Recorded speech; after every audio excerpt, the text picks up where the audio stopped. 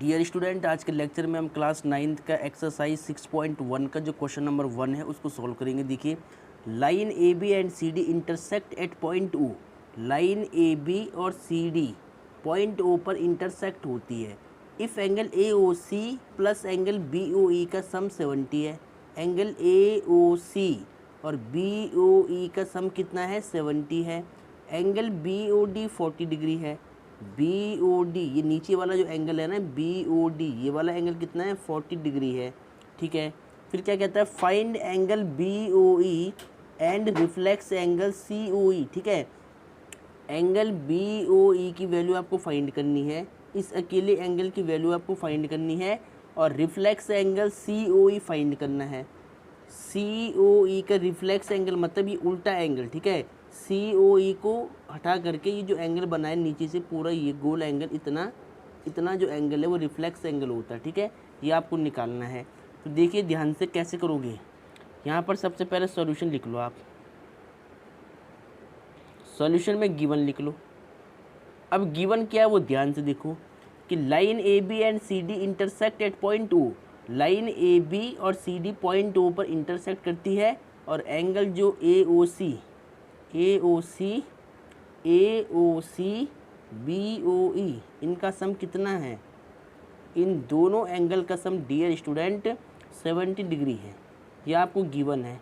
फिर angle B O D कितना है? 40 है। एंगल बी ओ डी कितना है? 40 है। तो angle B O D is equal to 40 degree. ठीक है, फिर क्या बोलता है कि टू फाइंड, यानी जो आपको निकालना है, तो आप यहाँ पर क्या लिखेंगे? To find. आपको निकालना क्या है? एंगल बी ओ ई, ये वाला एंगल निकालना है, B O E question mark, and reflex angle C O E का रिफ्लेक्स एंगल यानी ये वाला एंगल पूरा।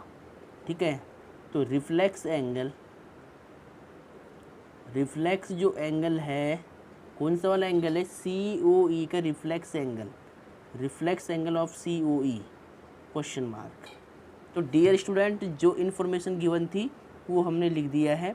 अब जो हमें फाइंड करना है हम वो निकालेंगे। ठीक है, डियर स्टूडेंट ध्यान से देखिए। सबसे पहले देखिए, लाइन ए बी और सी डी पॉइंट ओ पर इंटरसेक्ट करती है, तो इसका मतलब जो बी ओ डी और ए ओ सी है वो वर्टिकली अपोजिट एंगल है।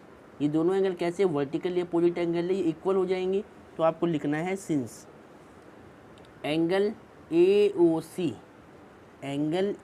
ओ सी इक्वल हो जाएगा एंगल बी ओ डी के। एंगल बी ओ डी का रीजन क्या रहेगा? Vertically opposite angle.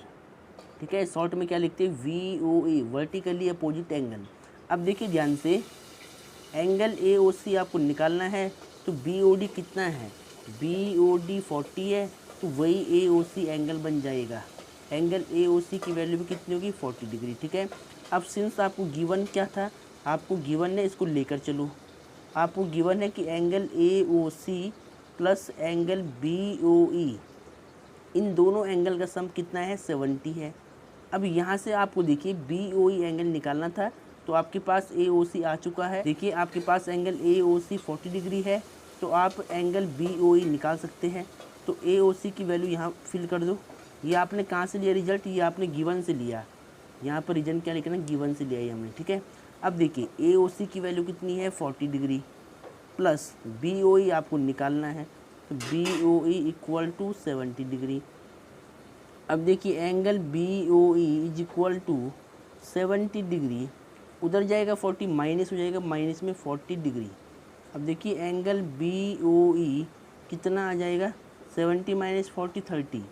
तो यानी जो एंगल बी ओ ई है वो कितने डिग्री का है? 30 डिग्री का है। ठीक है, ये आपके पास बी ओ ई आ चुका है। अब आपको क्या निकालना था? रिफ्लेक्स एंगल सी ओ ई। तो एंगल सी ओ ई का रिफ्लेक्स एंगल निकालने के लिए पहले आपको एंगल सी ओ ई निकालना पड़ेगा। पहले आपको ये एंगल सी ओ ई निकालना पड़ेगा। ठीक है, ये वाला एंगल आपको पहले निकालना पड़ेगा। तो देखिए सिंस आपको पता है कि A O B is a line, ये एक लाइन है, आप लिख सकते हैं A O B is a line. ठीक है, अगर ए ओ बी एक लाइन है तो लाइन पर एंगल कितने का बनता है, 180 का बनता है। तो एंगल AOC COE BOE का सम कितना होगा, 180। तो आप यहाँ लिखिए angle AOC plus COE plus angle BOE, इनका सम कितना होगा, 180 होगा, क्योंकि लाइन बनी हुई है, क्योंकि लाइन के ऊपर जितने भी एंगल होते हैं उन सबका सम 180 होता है। अब देखिए एंगल AOC कितना है, 40 है, तो यहाँ 40 डाल दो।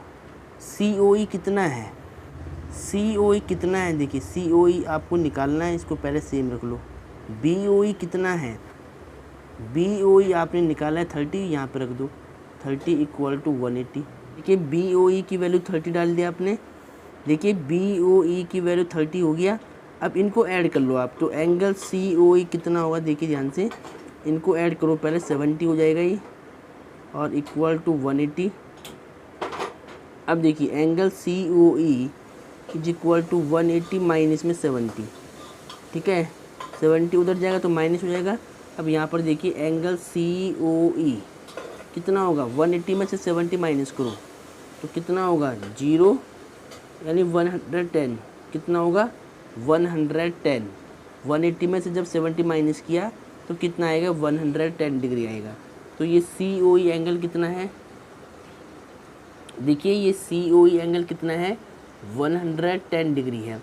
अब हमें क्या चाहिए था, रिफ्लेक्स एंगल COE चाहिए था, यानी COE का रिफ्लेक्स एंगल क्या होता है कि इस कंप्लीट एंगल में से ये एंगल को निकाल देते हैं, ठीक है। अगर COE का रिफ्लेक्स चाहिए तो इस पूरे गोल एंगल में से आपको COE को माइनस करना पड़ेगा। तो देखिए ये आपने नोट कर लिया होगा। अब डियर स्टूडेंट ध्यान से देखिए, COE आपने निकाल दिया, आपको रिफ्लेक्स एंगल निकालना है COE का। तो देखिए रिफ्लेक्स एंगल COE को कैसे निकालते हो पता, 360 में से हम क्या करते हैं, इस पूरे गोल सर्कल वाले एंगल में से हम इस COE को माइनस करेंगे, तो इसके नीचे वाला जो उल्टा एंगल है ये वाला क्या होगा, रिफ्लेक्स एंगल होगा। तो 360 डिग्री में से हम एंगल COE को माइनस कराते हैं। तो देखिए 360 डिग्री माइनस में एंगल COE की वैल्यू कितनी है, 110 डिग्री है, इसको माइनस करा दें, 052 यानी 250 डिग्री, कितना आएगा, 250 डिग्री आएगा, ठीक है। जो रिफ्लेक्स एंगल COE की वैल्यू होगी वो 250 डिग्री होगी। डियर स्टूडेंट इस क्वेश्चन को आपको ऐसे सॉल्व करना था, तो इसको पहले नोट डाउन कर ले।